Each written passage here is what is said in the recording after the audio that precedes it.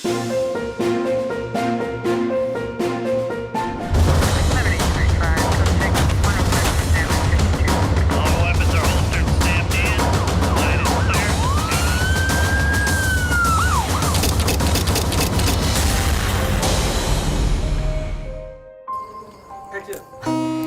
minum lagi lah. Oke, siap. Malam ini kita nyanyi lagu Munajat Cinta. Spesial buat aku. Oke, siap.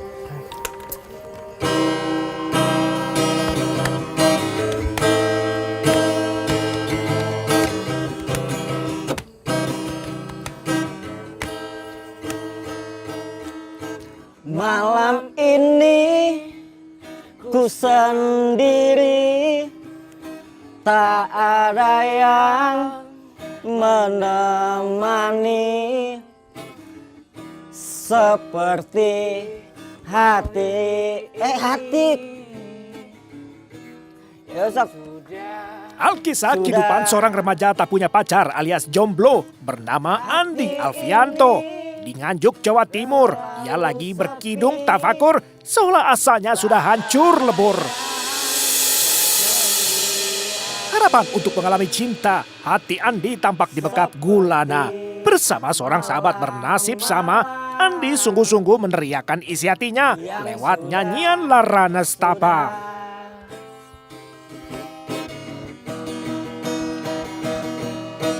Tuhan kirimkanlah aku kekasih yang baik hati. Bagi kedua sahabat, cara macam begini sejatinya sebuah tradisi. Ketika keduanya getir menertawakan malangnya nasib mereka sendiri. Apa adanya.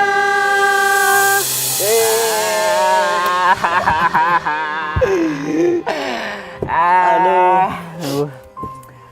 Emang enak ya jomblo. Tunggu dulu. Aku punya ide. Bagaimana kalau kita patahkan kutukan jomblo ini? Hah? Ide? Ide apa? Nih, jadinya gini. Kamu, aku tantang. Berani nggak? Berani. Tantangannya apa? Imbalannya kalau berhasil malam ini, maka aku bayar ini semua. Kalau gagal sebaliknya kamu yang bayar. Berani? Salaman dulu. Aku terima tantanganmu. Oke. Apa tantangannya? Tantangannya, kamu punya 3 kali kesempatan. Malam ini, kamu harus kenalan sama cewek nggak dikenal. Caranya, SMS cara ajak. Lalu ajak perkenalan. Tantangannya itu toh. Gampang itu mah, kecil. Salaman dulu. Deal ya? Deal. Oke.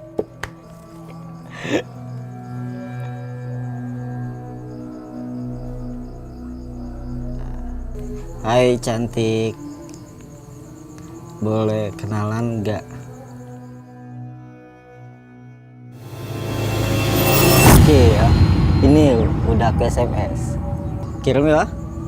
Tuh. Kita tunggu balasannya. Andi menjawab tantangan. Spontan, ia langsung mengirim selarik pesan kalimat ajakan untuk berkenalan. Sembari menunggu pesan balasan, keduanya dibayang-bayangi oleh besarnya taruhan membayar tagihan. Dibalas.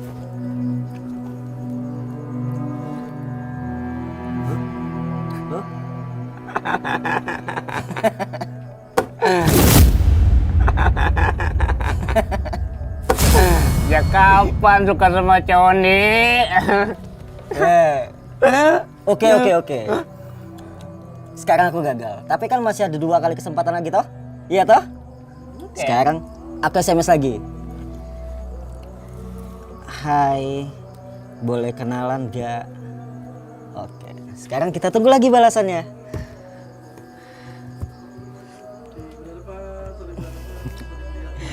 Kita lihat ya. Pada percobaan kedua, barulah kesempatan tiba ketika seorang wanita membalas pesannya. Mereka benar-benar tak menyangka. Dibalas. Tuh. Wah, cepet jawab Di. Tanya namanya. Terus sama akun medsosnya Di. Iya.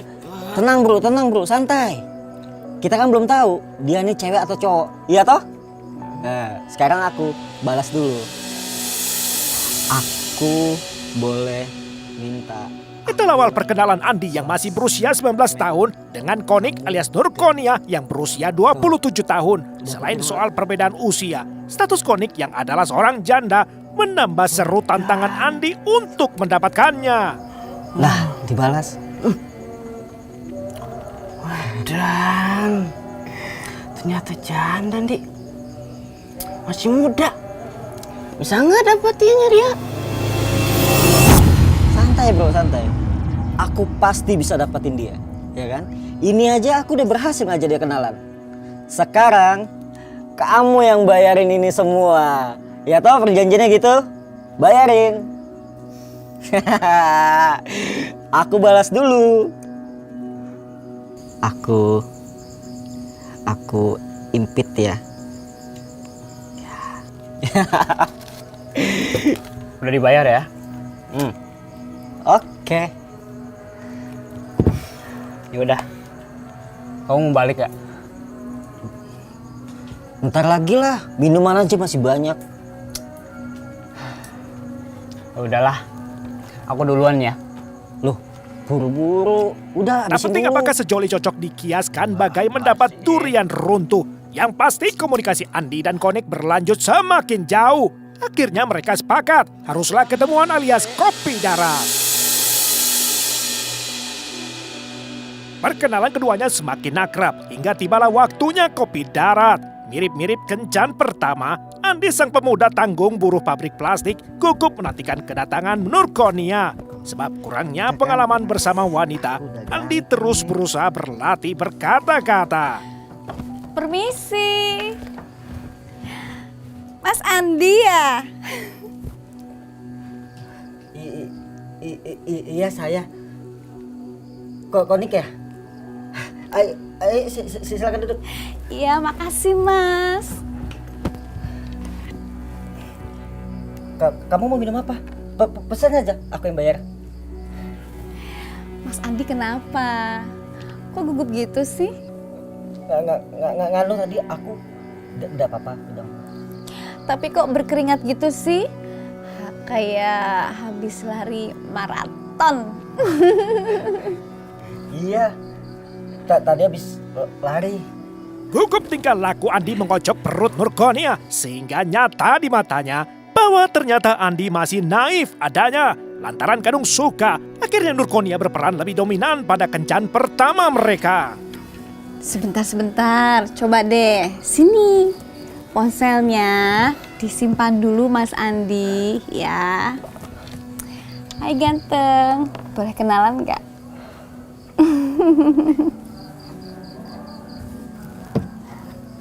Mas Andi ini lucu banget sih. Disimpan lagi. Iya, pesen aja minum. Iya, aku nanti pesen Mas. Disimpan dulu Trik ponselnya. Nurkonia berhasil mencairkan suasana. Secara bergantian, Andi dan Nurkonia bercerita soal latar belakang maupun pekerjaan. Keduanya membuka hati juga, bertukar perasaan. Terucaplah kesepakatan untuk memulai hubungan lanjutan alias pacaran. Sama aku nggak galak kok. Aku nggak. Kamunya cantik. Bisa aja. Kamu kerja apa? Aku kerja apa ya? Mas Andi maunya aku kerja apa? Apa maunya aku kerjain Mas Andi? Ya toh jangan.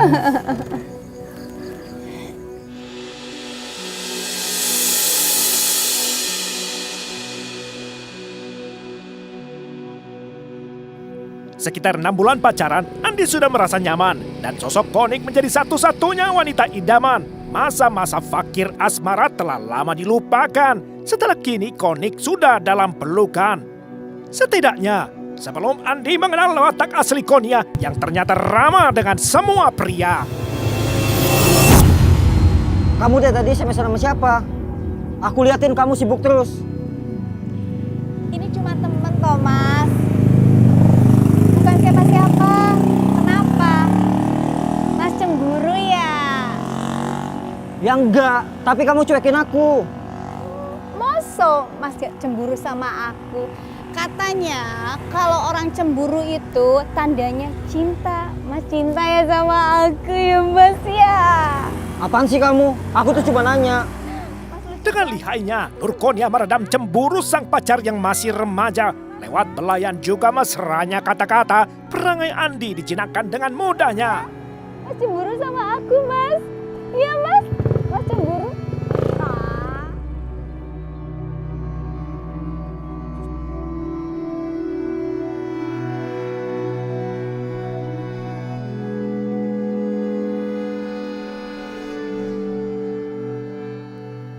Di mata keluarga, sosok Nurkonia dikenal berkelakuan baik juga ramah. Sehingga tak heran si Konik, panggilan akrabnya, mengenal banyak teman pria lewat media sosial atau pesan singkat saja. Ceritanya serupa seperti awal mula perkenalan Andi dan dirinya.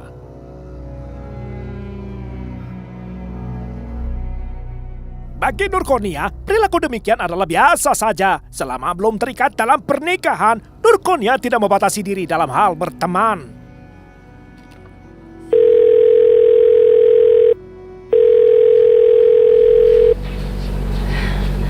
Ya, halo sayang. Kamu kenapa sih? Kalau aku SMS, masih nyoba jawab. Sebentar. Ada apa ya? Kok kamu marah-marah sih sayang? Kamu lama balas SMS aku. Aku capek tau nggak tunggu balasannya dari tadi. Oh, itu. Maaf ya sayang. Iya, nanti aku balas kok SMS-nya. Tapi kenapa sih kamu gak langsung telepon aku aja? Pulsa kamu habis. Mau aku isiin lagi? Gak usah, masih banyak pulsa. Kamu pasti ngobrol kan sama temen cowok kamu? Iya kan? Aku kamu. Loh, kenapa sih? Mereka kan cuma teman biasa aja. Gak boleh. Pokoknya gak boleh, titik. Soalnya kamu udah sama aku. Kamu gak boleh sama yang lain. Iya, sayang aku, cintanya aku. Kamu kenapa sih kalau cemburu itu ngegemesin banget? Siapa sih yang cemburu?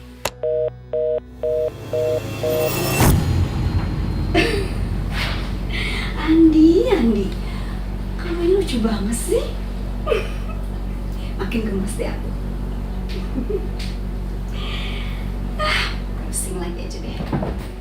Oleh karena perbedaan usia, Nurkonia menilai sikap Andi semata hanyalah sifat kekanak-kanakan belaka.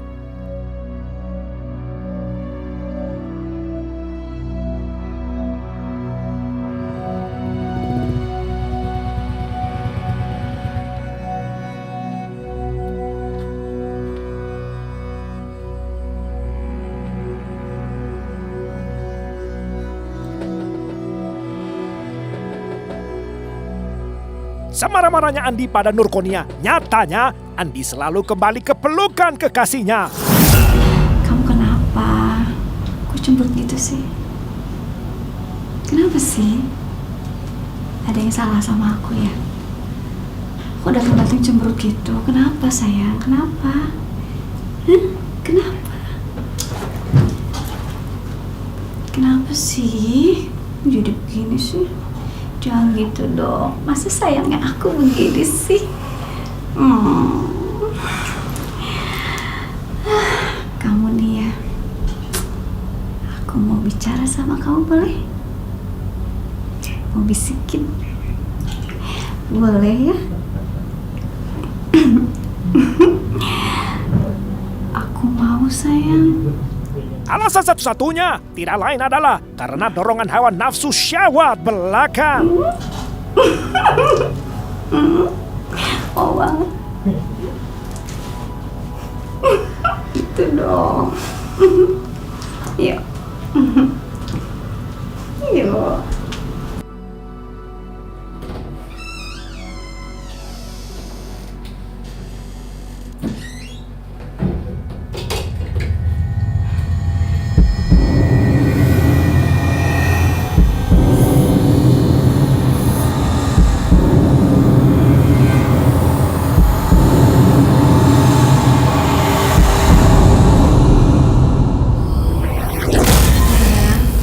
Makasih ya.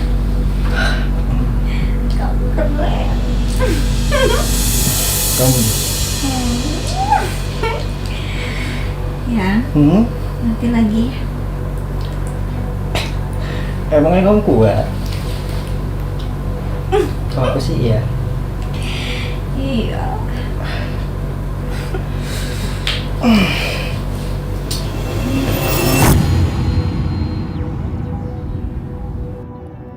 Sebentaran mesra, sebentaran kemudian meletup prahara. Andi naik darah ketika terselip kata-kata mesra pada isi SMS kepada Nurkonia.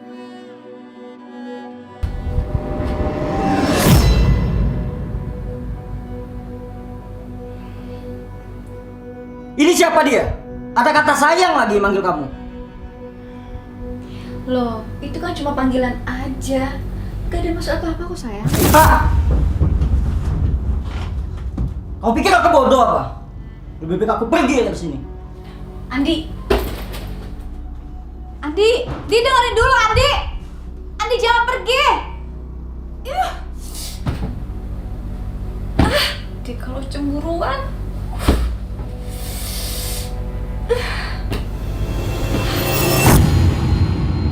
Sakitnya patah hati, Andi merasa dikhianati. Di bawah pengaruh minuman keras, Andi bernyanyi dengan air mata mengucur deras. Seperti dejavu saat kedua sahabat berkumpul 6 bulan lalu. Namun kini tidaklah sebagai dahulu. Kini terasa cuma pilu. Berhenti. Apa-apaan sih lo, Andi? Menangis kayak perempuan. Seharusnya dia yang patah hati. Lo kok ini malah sebaliknya?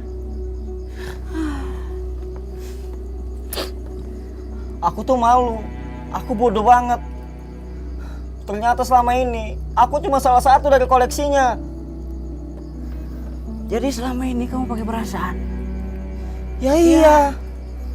Ya salah kamu sendiri, Andi. Kamu ini sahabat macam apa kamu? Temennya lagi sedih malah diledekin. Sudahlah kawan. Kamu itu sekarang lagi sial. Paling tidak, kamu kan udah bersenang-senang kan? Ya kan? Sudah kan? Iya juga sih. Jangan lupa Andi, kamu itu laki-laki. Masih banyak ikan di luasnya samudra yang siap ditangkap. Paling tidak, kamu sudah lebih pengalaman. Sosok Andi yang 6 bulan yang lalu.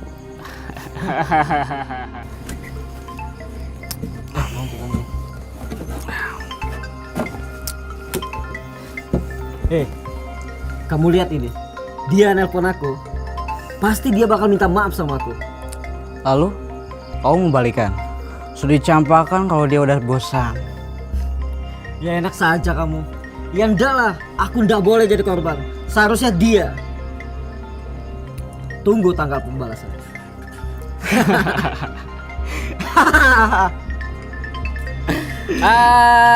Kamu bakalan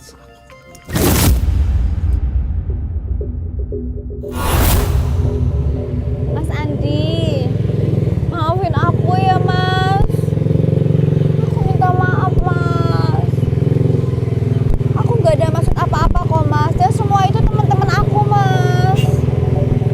Mas mau kan maafin aku?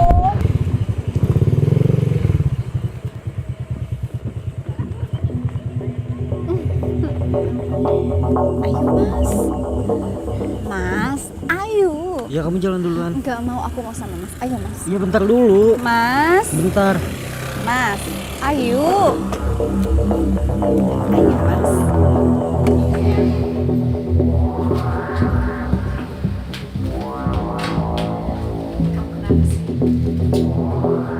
Tanpa disadari Nurkonia, Andi mulai dominan mengendalikan permainan di antara mereka. Nurkonia bersusah payah membujuk Andi yang masih memendam amarah.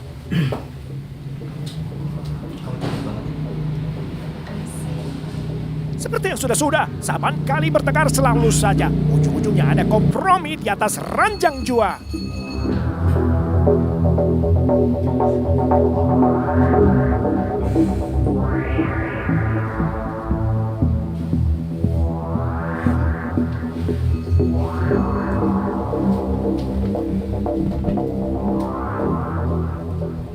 Andi terjerat ikatan cinta. Oleh karena rasa penasarannya, Andi iseng memeriksa isi kotak pesan ponsel kekasihnya. Rencana rujuk buyar seketika. Rasa cemburu membuat Andi gelap mata. Tekadnya membara. Kini tak ada lagi ampun bagi Nurkonia. Rencana rujuk buyar seketika. Rasa cemburu membuat Andi gelap mata. Tekadnya membara. Kini tak ada lagi ampun bagi Nurkonia. Ayo kita pulang. Ini kenapa, Mas? Ada apa? Aku bilang pulang. Ambil tas kamu, ayo. Mas, tunggu, Mas. Aduh, Mas. Seminggu kemudian, Andi dan Nurkonia kembali berkencan. Lagi-lagi Andi melampiaskan berahi. Dan Nurkonia bukan cuma tak menolak, bahkan gairah melayani. Sayang, aku lagi pengen kita cari tempat yuk. Aku juga, Mas. Yuk, Mas. Kita pergi dari sini, Mas. Meletup mendidih nafsu berahi, keduanya sudah gagal mengendalikannya lagi. Hanya saja kini Andi punya satu misi pasti, bahwa kekasihnya harus mati. Makanya diam-diam Andi membawa sebilah belati. Mas, kayaknya aku di depan deh.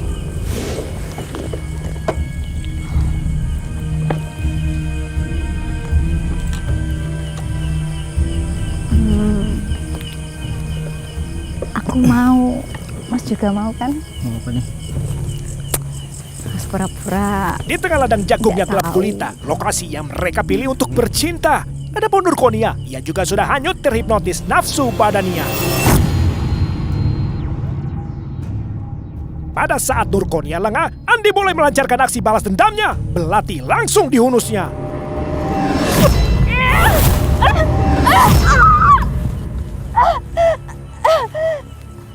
Hingga mata pisau yang ditikamkan ke sekujur badan kekasihnya patah menjadi dua. Andi lekas melarikan diri. Setelah yakin bahwa Nurkonia sudah mati, Andi berpuas hati.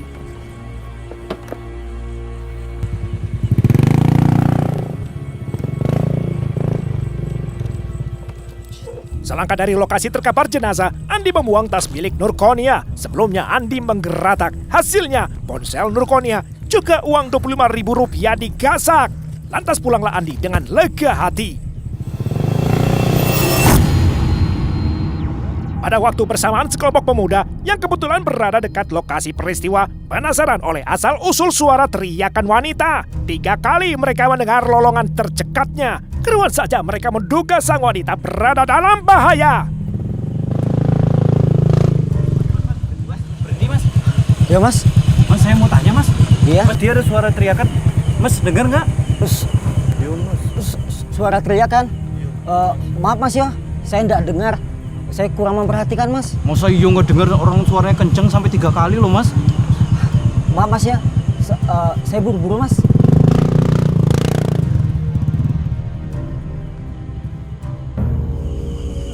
Udah, kita cari lagi.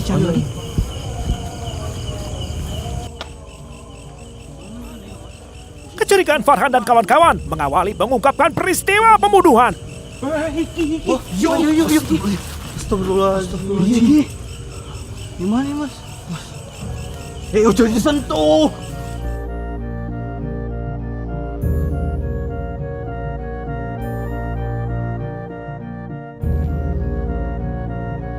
Belum pernah terjadi sebelumnya. Warga dusun Bulurejo di desa Kedung Ombo menemukan sesosok mayat wanita di tengah ladang jagung mereka. Lubang-lubang luka tikaman di sekujur punggung dan dada mengucurkan darah tak henti-hentinya. Atas laporan warga, tim Satreskrim Polres Nganjuk tergopoh berdatangan menyiki peristiwa. Namun pagi-pagi sudah tersaji sebentuk tantangan sebab tak selembar pun identitas ada pada jasad korban. Sementara hasil visum Rumah Sakit Bayangkara menemukan 13 luka robek terbuka tersebar mulai dari lengan, jari, perut, punggung, serta dada. Dan penyebab kematian korban diduga kuat akibat hebatnya pendarahan. Lantas gerangan siapakah pembunuhnya?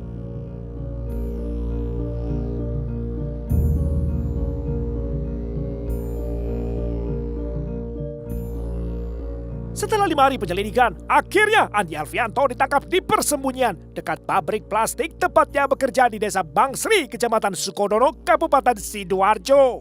Andi pun ditetapkan sebagai tersangka. Setelah polisi menghimpun keterangan dari pihak keluarga korban, juga kesaksian sekelompok pemuda yang berpas-pasan dengan Andi pada malam kejadian. Polisi juga menyita kendaraan, pisau yang digunakan, juga sejumlah pakaian milik korban.